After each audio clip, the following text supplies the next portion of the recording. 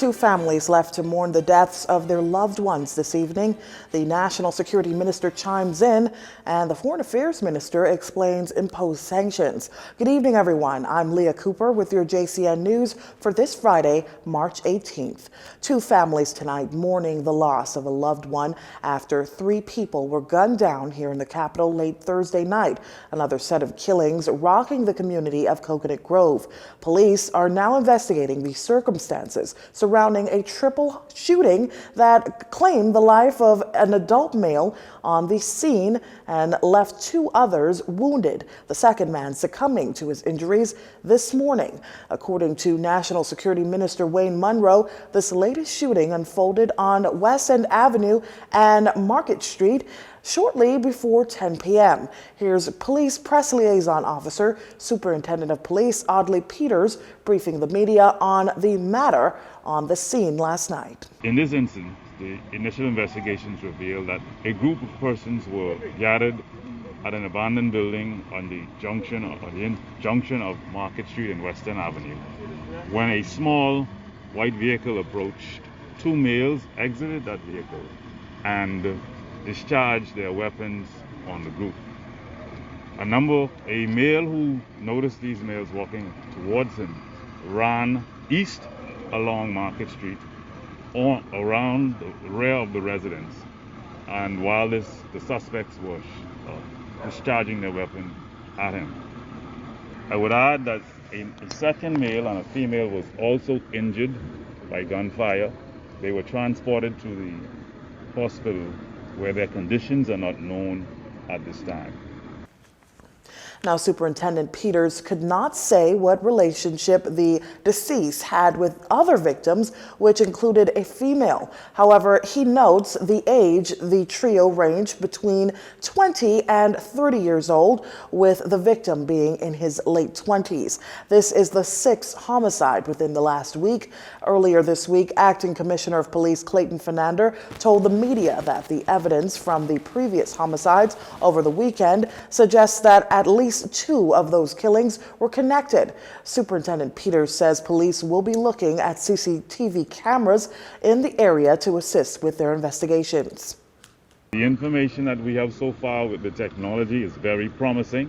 We simply have to piece it together to put the suspects and all of the events so that we can come to some closure. So we're very encouraged by what we've gathered so far. It is confirmed that some of the incidents over the past weekend were related to drugs and related to gang. However, this incident, the information is just forthcoming and our inquiries are leading us in a particular direction. As we have all the pieces together, we'll be able to determine what's the true nature of this incident. That said, Superintendent Peters sends this message to a person who seeks to commit crimes.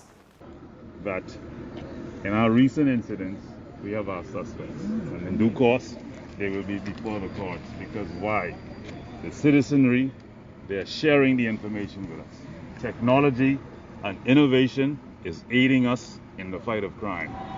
You who are hell-bent on doing mischief, committing crime, your day will come. Because the good citizens of our country, the vigorous work of the Royal Bahamas Police Force and its officers will put our hands together and we will get you. We will do our part. Others are expected to do their part as we continue to fight the scourge of crime and continue to have peace in our communities. Peace will reign in the Bahama lands.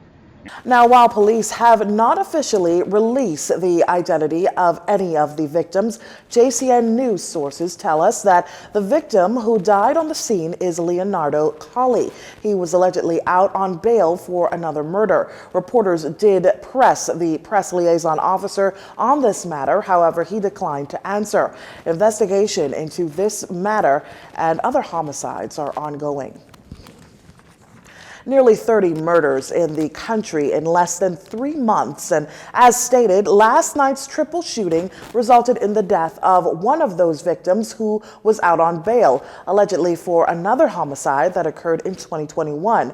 Now, the question is, what protection is there for alleged criminals who made bail and returned to their communities, only to be gunned down? Our Tyler Simonet spoke with National Security Minister Wayne Munroe and has the answer to this question.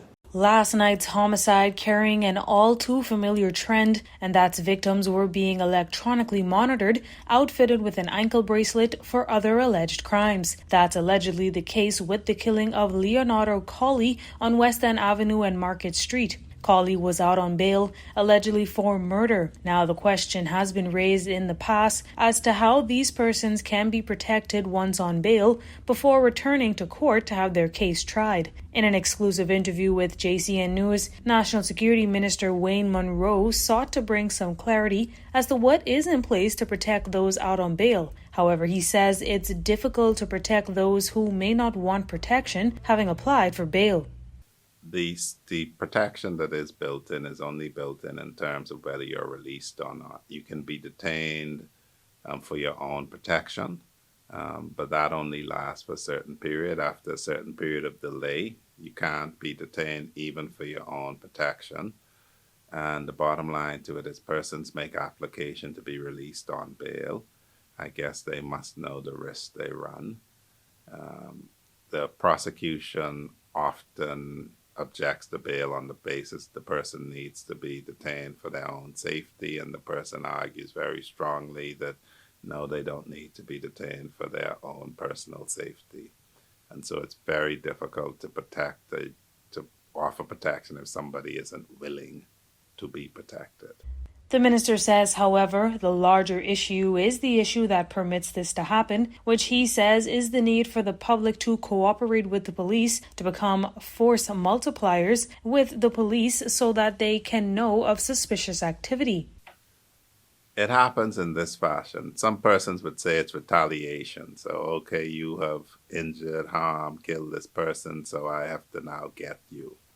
All you need to do is to logically walk yourself through that. So now after you've retaliated for this action, don't you expect somebody to retaliate for your action? And then it's a vicious cycle that gets caught up. It leads nowhere. And we need as a nation to start to look at the fact that the person will go to court. If they're shown to have done it, they will receive punishment.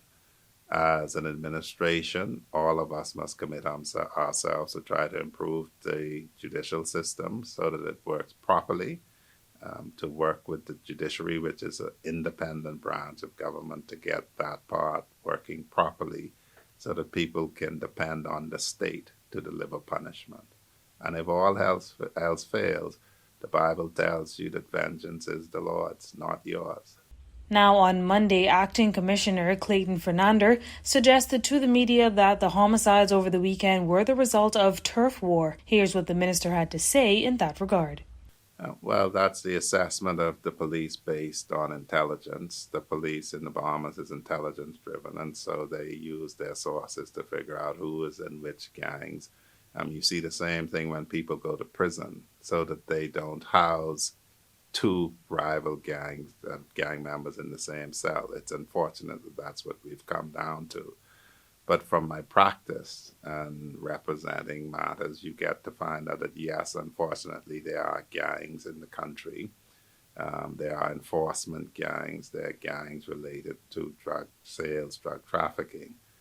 And if there's a flashpoint, if there's a reason that drives them into conflict, that accounts for what So far, for the first 3 months of 2022, some 29 murders have occurred here in the country. When asked about concerns of the murder rate, the National Security Minister says one murder is too much.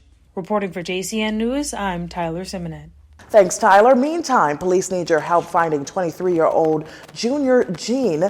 His last known address, according to police, is Bernard Road, and he was last seen at the beach on West Bay Street on Go-Slow Bend, on Saturday, March 12th at 7 a.m. He's said to be 5 feet 6 inches tall, of dark brown complexion, and slim build. Anyone with information on his whereabouts is asked to call the Criminal Investigations Department at 502-999-102. You can also download the P3 Tips app to send an anonymous tip or call the National Crime Prevention Office at 302-8430 or 1.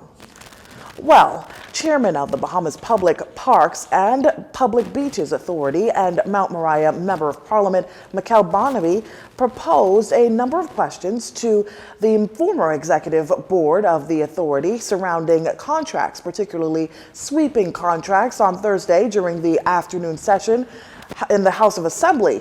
MP Barnaby says sweeping contracts had sweeping irregularities. First and foremost, every contract has to bear 4 signatures: the contractor's signature, the witness signature, the executive chairman's signature, and the board secretary's signature. When those signatures are affixed and penned to a contract, it is valid and binds the authority. That is straightforward. Also, there's a particular form that is used for all contracts at the authority, which has a line for each of those signatories I mentioned. Now, Mr. Barnaby claims that the sweeper contracts were only signed by the former chairman. This he noticed when the contracts were brought to his attention. He noted that he was of the view that the contracts were personal, seeing that there was no board secretary's signature, which Mr. Barnaby says is alarming.